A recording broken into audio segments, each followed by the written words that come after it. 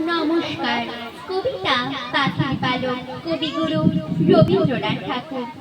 খেলাধুলা সব রহিল করিয়া, ছুটে চলে আসে মেয়ে, বলে তাড়াতাড়ি, ও মা, দেখ দেখ কি এনেছি দেখছি।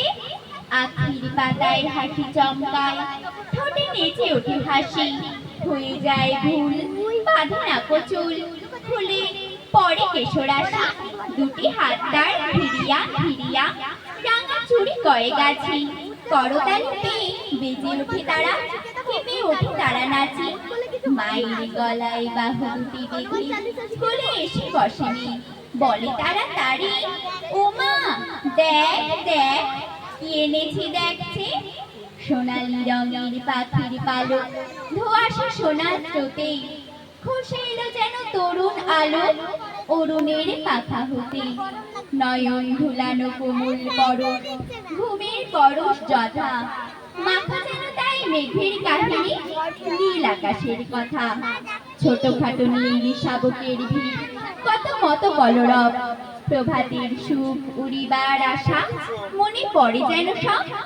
লুইসে পালক কপলে বুলায়, আখিতে বুলায় নীল, বলে হেসে হেসে, ও মা, দেখ দেখ কি এনেছি দেখছি।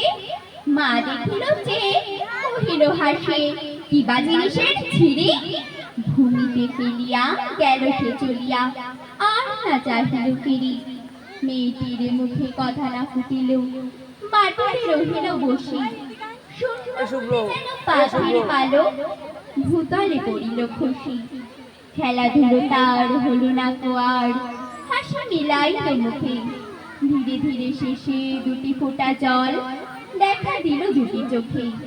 পালকটি লয়ে রাখিল লুকায়ে, গোপনের ধন তার, আপনি খেলিত আপনি তুলিত, দেখাতো না কারে আর। নমস্কার।